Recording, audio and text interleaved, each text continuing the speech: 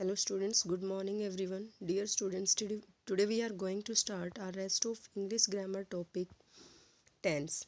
So today we will do future tense. Future tense. You can see here time and tide wait for no man. So a period of time following the moment of speaking or writing is called as future tense. So what is future tense? Future indefinite. Future indefinite indicates that an action or occurrence has not happened yet. यानी कि जो future tense हम use करेंगे उनमें actions है वो अभी नहीं होगा, means will take place at some point in the future. For example, she will watch TV and she will write a letter. So indicates that the action of watching and writing a letter has not happened yet and it is yet to happen in the future. कि means वो होने वाला है ना कि हुआ है. Tense के फ्यूचर टेंस की भी 4 फॉर्म्स होती हैं. Simple future, future continuous, future perfect and future perfect continuous. So first of all we will do future indefinite. You can say in other words simple future. This tense tell us about an action which has not occurred yet and sorry will occur after saying or in future. Rule यानी कि helping verb क्या रहेंगे, will, shall, verb then first form. In future tense helping verb shall is used with I and we and helping verb will is used with all others. When you are to make a commitment or warn someone or emphasize something, use of will shall is reversed. Means ये change हो जाएंगे, I और we के साथ will और he और she it के साथ shall. Will is used with I and we and shall is used with others. In general speaking, there is hardly any difference between shall and will. Mostly in speaking, in conversation, we use will word. Okay. So now let us use this rule in various forms of sentences. In positive subject, will shall verb first form then object. Negative subject, will shall not verb first form then object. In interrogative, will shall subject verb first form then object. And in interrogative negative, will shall subject then note then verb first form then object. और देखो हम कहाँ कहाँ where should we use this tense. Okay, simple future. जैसे कि for example हमारे कुछ sentences होते हैं विल सेल से तो देखो होते ही होते हैं, लेकिन जब हम मे फॉर पॉसिबिलिटी हम यूज करते हैं, कैन वर्ड हम यूज करते हैं, तो इनके लेट से जो सेंटेंस स्टार्ट होते हैं वो भी हमारे सिंपल फ्यूचर में होते हैं. जैसे कि मैं ये कहूँ he can do this work, it may rain today, it must rain, let him go, let us go to the market. ये सारे के सारे सेंटेंसेज क्या हैं, all these sentences will be used in simple present tense. Okay जैसे कि he will write, he will not write, will he write. इस तरह से आप नेगेटिव और इंटेरोगेटिव फॉर्मेशन बनाएंगे. Now use of future indefinite tense और simple future. First of all जो सिंपल एक्शन हमारा हम फ्यूचर में करने वाले हैं, for that means I shall write a letter, he will go to Delhi on next Monday. Second जो रूल है वो क्या कहता है, clause of condition and close of time. हमारा जैसे हमने कंडीशनल सेंटेंसेस किए हैं उसमें जब हमारी इफ़ क्लोज होती है तो इफ़ क्लोज में तो सिंपल प्रेजेंट होता है एंड मेन क्लोज में सिंपल फ्यूचर होता है. For example I shall go to market if it rains, I shall go to Jaipur in case she ask me, we shall move as soon as the taxi arrives, I shall start my work as he comes. ठीक है, तो close of condition and close of time we will use future indefinite tense. And will be और shall B, will be और shall B का भी हम use कर सकते हैं. जैसे कि tomorrow will be Monday, he will B 25 in Jain, I shall B 50 on next birthday. तो इस तरह की सेंस में भी हम यूज करते हैं विल को. ओके नेक्स्ट हमारा simple future. Simple future tense का यूज हम कुछ ऐसी इवेंट्स के लिए यूज करते हैं that will be in future. जैसे कि विंटर विल कम अगेन, जो कि जनरल सेंस में कॉमन सेंस में हम उनका यूज करेंगे. Birds will build their nest, we shall eat and enjoy, people will make plans. लेकिन सम इम्पोर्टेंट स्ट्रक्चर्स हैं जो कि फ्यूचर टेंस को डिनोट करते हैं. कुछ होते हैं हमारे गोइंग टू फॉर्म भी यूज करते हैं. For simple future we use going to form. How, जैसे कि मैं कहूँ आई शैल बाय अ टीवी, तो हम इसको कैसे बोल देते हैं, I am going to buy a TV. He will write a letter, he is going to write a letter. She will inform him, she is going to inform him, यानी कि going to and before helping verb is am are. We shall do this work, we are going to do this work. Okay, we shall do, तो then we are. I am going to buy, he is going. हम बोलते भी, हम हमारी conversation में daily routine में हम इन sentences का यूज़ करते हैं. ठीक है. एक होता है हमारा अबाउट टू. अबाउट टू भी फ्यूचर एक्शन के लिए ही हम यूज कर सकते हैं, जैसे कि the bell is about to ring, the bell is about to ring, the period is about to over, the train is about to start, the shop is about to close. तो जो about to वाले sentences होते हैं वो भी हमारे simple future में ही use होते हैं बच्चे.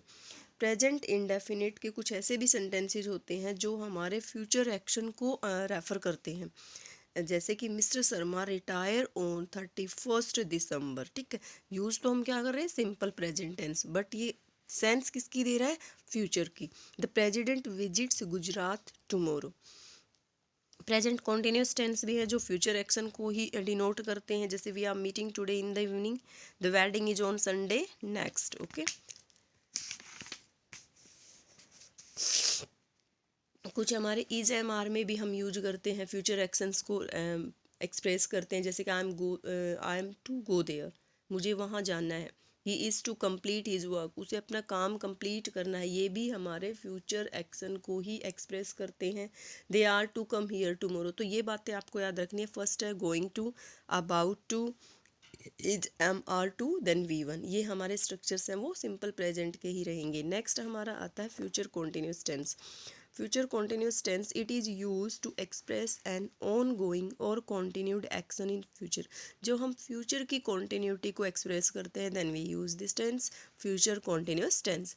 For example, he will be distributing sweets in temple tomorrow at 12 o'clock. Means हम फ्यूचर की कॉन्टिन्यूटी को यहाँ पे शो कर रहे हैं, जैसे कि वो स्वीट्स है वो डिस्ट्रीब्यूट कर रहा होगा इस time. Okay. In this example, the action will start in future and action is thought to be continued till some time in future. Okay, we use the future continuous to talk about something that will be in progress at or around a time in the future. This is the structure of this tense. Will, shall, be. Be means will be, and then verb first form, then ing. Yani will be, shall be. Okay. Let use this rule in various forms of sentences. Positive affirmative means subject will, shall, be, v1, ing, then object. And negative में will, shall not be, verb first form, ing, then object. And in interrogative, will, shall, subject, be, verb first form, ing, then object. So it is the structure. Most important thing for you बच्चे, you have to learn first the structure, then their usage. Okay. हमारा है future continuous tense. ठीक है. Future continuous का कोई special खास rule नहीं है, बस आपको फ्यूचर में तो स्ट्रक्चर्स ही इनके याद रखने हैं, ये हमारा इतना इंपॉर्टेंट नहीं होता है बच्चे. ठीक है. जैसे I shall be going to market, I shall not be going to market, shall I be going to market. इस तरह से सिर्फ स्ट्रक्चर को आपको ध्यान रखना है कि अगर आपको कॉन्टिन्यूटी में कोई सेंटेंस, अगर आपको राइटिंग टाइम में जब आप कुछ राइट करते हो या स्पीकिंग कर रहे हो ना, then you can use this. Okay, there is no any special rule for it.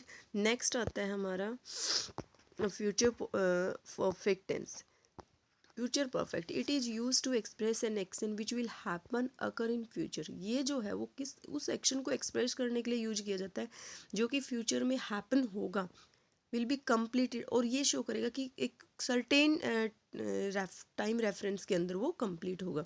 We use the future perfect to say that something will be finished by a particular in the time in the future. For example, they will have shifted the house by Sunday morning, यानी कि Sunday morning तक वो अपने घर का shift कर चुके होंगे, यानी कि एक टाइम पीरियड होगा, एक पर्टिकुलर टाइम गिवन में वो काम उस टाइम तक कंप्लीट हो चुका होगा. स्ट्रक्चर रहेगा subject will shall have then verb की थर्ड फॉर्म. ठीक है. Let us use this rule in various forms, यानी कि positive, negative and interrogative. Subject will shall have then verb third form then object. Subject will shall not have verb third form then object. Will shall subject have verb third form. ठीक है. तो this it is the structure of this tense. Future perfect. Future perfect tense कि ये तो हमारे structures रहेंगे बच्चे। Then आता है हमारा usages, rule of this tense.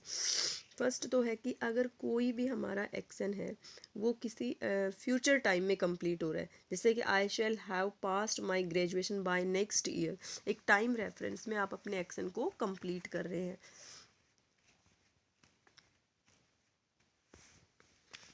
एक होता है साथ में हमारे टू एक्शन होंगे, एक तो ऐसा है कि वन एक्शन है और एक एक्शन तो पहले कंप्लीट हो रहा है और दूसरा बाद में हो रहा है, तो उस एक्शन में हम क्या करेंगे, जो एक्शन पहले होगा उसमें तो फ्यूचर परफेक्ट और जो बाद में होगा उसमें प्रेजेंट इंडेफिनिट। कैसे, सी द एग्जाम्पल बच्चे, the student will have left the class before the teacher comes, जैसे कि बच्चे हैं वो क्लास छोड़ चुके होंगे टीचर के आने से पहले।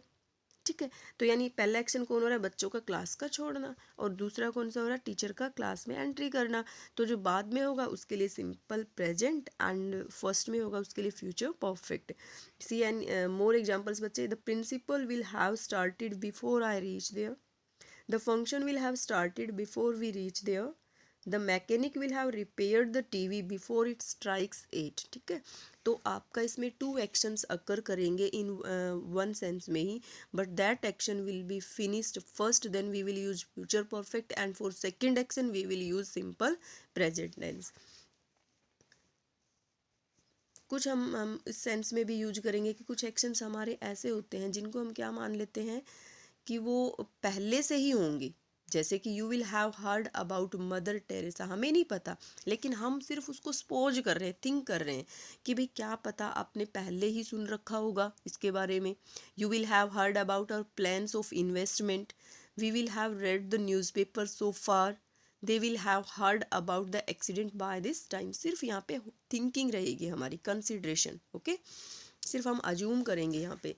नेक्स्ट आता है बच्चे हमारा next and last of future perfect continuous tense. ये बिल्कुल भी इम्पोर्टेंस नहीं रखता, सिर्फ इसमें आपको क्या करना है कि स्ट्रक्चर्स लर्न करने बच्चे। It is use to talk about actions that will commence at a fix time in future, यहाँ पे एक फिक्स टाइम गिवन होगा and will continue for some time in future. If there is no time reference, there is it is not a future perfect without continuing time अगर time reference नहीं given है तो it means वहाँ पे आप future perfect continuous tense का use नहीं करेंगे। सच सेंटेंसेज आज वो किस में आ जाएंगे, फिर आपके फ्यूचर कॉन्टिन्यूस में आ जाएंगे अगर टाइम रेफरेंस नहीं है। टाइम रेफरेंस मीन्स जैसे कि for example they will have been playing for 2 hours by 7 o'clock, तो टाइम रेफरेंस है ना बाय 7 o'clock, एंड सिंस और 4, she will have been working in this office for 4 years by the next month। ठीक है, I will be enjoying the cricket match in the stadium, अगर time reference नहीं है तो simple future continuous tense we will use, otherwise time reference is given then we will use future perfect continuous tense. The future perfect progressive emphasise the duration of an activity, perfect है वो किस पे ध्यान देगा, duration of an activity को emphasise करेगा, that will be in progress before another time और event in the future. You can see here the structure of this tense, these are for positive, simple, negative, interrogative and interrogative negative। okay, there are no special rules for it, but only you have to check the time reference is given or not in this tense, otherwise time is not given but continuity is showing that, then you will use future continuous tense। okay, so my dear students, now our topic is complete, so I hope you will listen this video carefully. Thank you, have a nice day, and you will make notes yourself in your notebook। okay, bye।